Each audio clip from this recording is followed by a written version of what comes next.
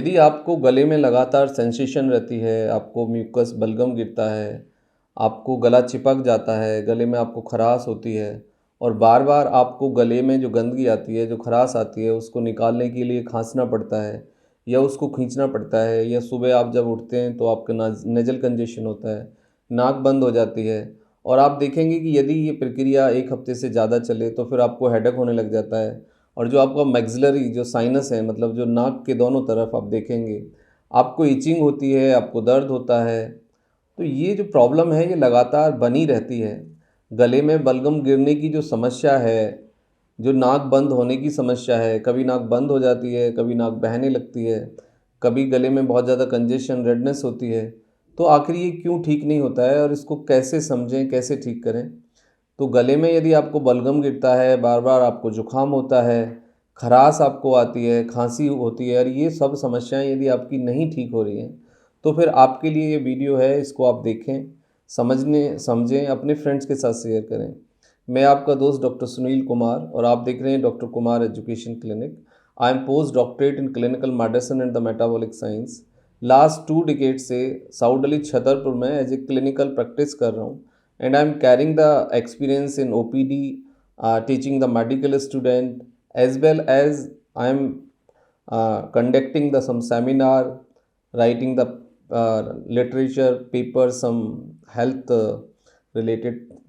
तो ये सब चीज़ें एक एक्सपीरियंस के बाद मैं अपनी नॉलेज के आधार पे और जो क्लिनिकल डेटा है मैं आपको ये बता सकता हूँ कि इसके पीछे कुछ ना कुछ अंडरलाइन कॉज रहते हैं। जब तक वो अंडरलाइन कॉज आप नहीं हटाओगे, आप नहीं समझोगे, टेम्परेरी आप दवाई से, एंटी एलर्जिक से या स्टीरॉइड से या कफ सिरप से टेम्परेरी आपको रिलीफ मिलेगा, लेकिन जैसे ही वो चीज़ फिर आपको दिखेगी, उससे फिर कंजेशन बढ़ेगा और फिर आपको गले में वही तकलीफ़ शुरू हो जाएगी। तो आज पहले ये समझिए कि ये तकलीफ़ होती क्यों है।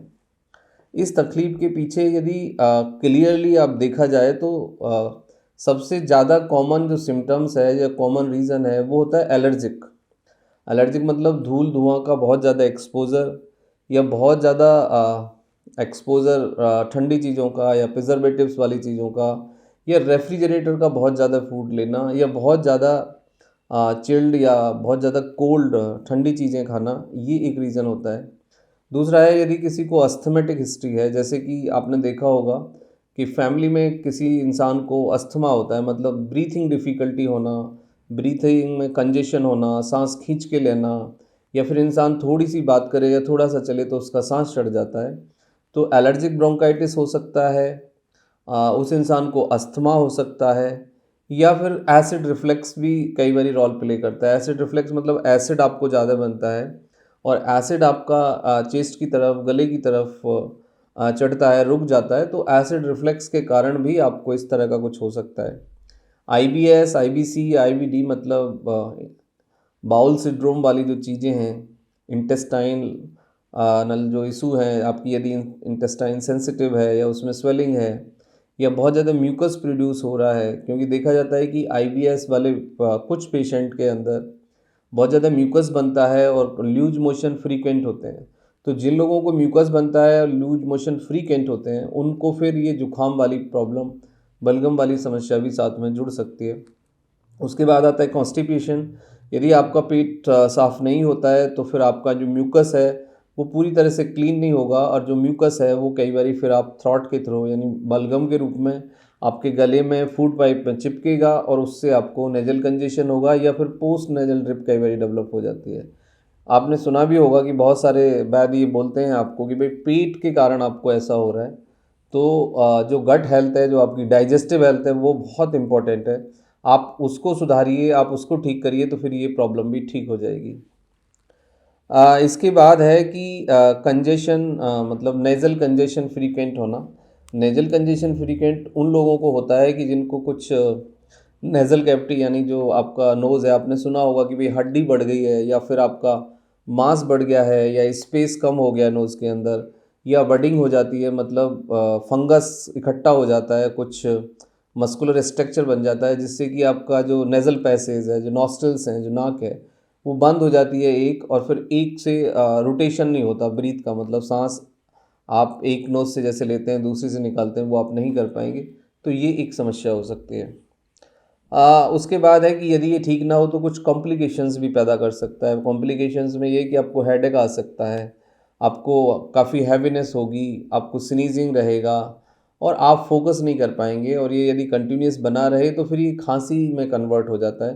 मतलब नज़ला, जुखाम, रेनाइटिस जिसे हम कहते हैं वो शुरू होता है, लेकिन कुछ दिन के बाद देखते हैं कि खांसी हो जाती है, और फिर खांसी फिर आपकी चेस्ट को भी लपेट में ले लेती है, और यदि ये 2 हफ्ते से ज़्यादा चले तो फिर चेस्ट में कुछ इन्फेक्शंस का रिस्क भी डेवलप होता है।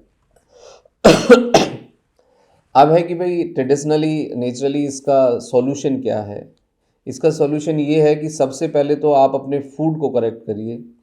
फूड में आप रेफ्रिजरेटर वाला फूड बंद कर दीजिए, बहुत ज़्यादा ठंडा खाना मत खाइए, और बहुत ज़्यादा मतलब फैट वाला, मतलब मसाला चिकनाई के साथ साथ जो फ्राइड है या डीप फ्राइड है वो आप ना खाएं, और शुगर का जो इनटेक है उसको मिनिमाइज़ कर दें या हाफ़ कर दें, और नेचुरल शुगर लेने की कोशिश करें। सफ़ेद चीनी की जगह आप गुड़ शक्कर खा सकते हैं, मिश्री खा सकते हैं, दैट विल वेरी हेल्पफुल।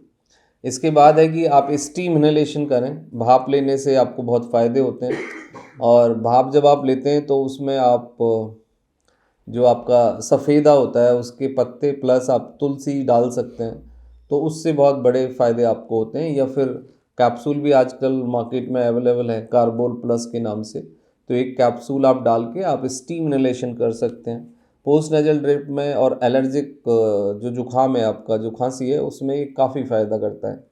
उसके बाद आता है कि आप यदि आपको ये खांसी काफ़ी लंबे समय से है, ठीक नहीं हो रही है, और आप यदि एंटी एलर्जिक या स्टेरॉइड नहीं लेना चाहते, या आप वो ट्राई कर चुके हैं फिर भी आपकी खांसी नहीं ठीक हो रही है, जुखाम नहीं ठीक हो रहा है, तो एक सीतोपलादी करके चूर्ण आता है डाबर कंपनी का, वो आप 1 चम्मच रात को 1 चम्मच हनी के साथ ले सकते हैं, तो वो आपको हेल्प करेगा। या सुबह खाली पेट भी आप 1 चम्मच चूर्ण और 1 चम्मच शहद मिला के मिक्स करके चाट के ले सकते हैं, उसके बाद आप गर्म पानी पी लें, तो दैट इज़ वेरी हेल्पफुल। ये आपकी एलर्जिक जो इम्यूनिटी है उसको भी बूस्टअप करता है, प्लस खांसी जुखाम को ठीक करने में काफ़ी मदद करता है। इसके काफ़ी अच्छे रिजल्ट हैं, क्लिनिकली अप्रूव्ड है, तो कोई भी खा सकता है, एंड मिनिमम साइड इफ़ेक्ट हैं क्योंकि आयुर्वेदिक है। उसके बाद है कि यदि ज़्यादा कंजेशन है, बहुत लंबे समय से चला जा रहा है, तो फिर आपको एक नेचुरल मेथड है जिसको नेचुरल क्लीनिंग का जल नीति हम कहते हैं, जल नीति, रबड़ नीति, सूत्र नीति, ये आप कर सकते हैं। बट ज़रूरी ये है कि आप इंस्ट्रक्टर्स के यानी एक्सपर्ट के सुपरविज़न में करें, क्योंकि इसको करना थोड़ा आसान नहीं है। जल नीति आप खुद से कर सकते हो, खुद उसको पढ़ के समझ के, लेकिन सूत्र नीति या रबड़ नीति आप थोड़ा सा सुपरविज़न में ही करें, तो इससे भी बहुत बड़े फ़ायदे होते हैं। उसके बाद आता है कि यदि आप मेडिकेटेड टी लेते हैं, मतलब मेडिकेटेड टी से मतलब होता है कि उसमें आपका दालचीनी हो, उसमें अदरक हो आपका, और 2 से 4 काली मिर्च पीस के आप डाल सकते हैं, तो और इस तरह की जो चाय है उससे भी आपको काफ़ी फ़ायदा होता है। लेकिन मेक श्योर करें कि इस डोज सही रखें, वरना इस चाय से थोड़ा सा गर्मी हो सकती है, आपको एसिड ज़्यादा बन सकता है, ये बहुत इम्पोर्टेंट चीज़ है। उसके बाद जो चीज़ें हैं वो दूसरे एक्सरसाइज के लेवल पे आपको कुछ सुधार करना है, कि आप जॉगिंग कर लें और फिर आप नेज़ल ब्रीदिंग कर लें या डीप ब्रीदिंग कर लें। Jogging and nasal breathing and deep breathing से आपके गले की जो प्रॉब्लम्स हैं, जो खांसी जुखाम है, उसमें काफ़ी फ़ायदा होता है। लेकिन यदि आपको रेस्पिरेटरी प्रॉब्लम है, साथ में अस्थमेटिक इशू बन रहा है, तो आप ये सब अवॉइड करें, पहले आप राइट लाइन ऑफ ट्रीटमेंट पे जाएं।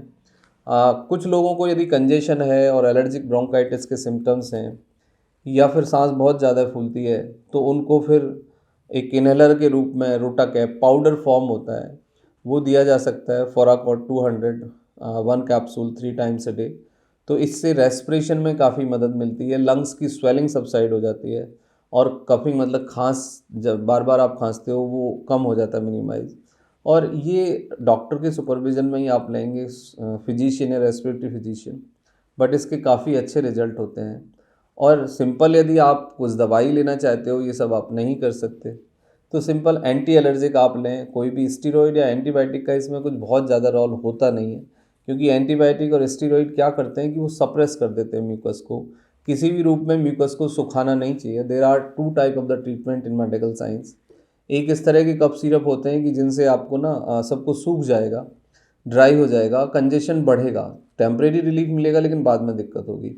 स्टेरॉइड भी वही काम करते हैं, इमीडिएटली आपको कुछ राहत देंगे लेकिन उससे पूरा म्यूकस, पूरा सिस्टम ड्राई हो जाता है।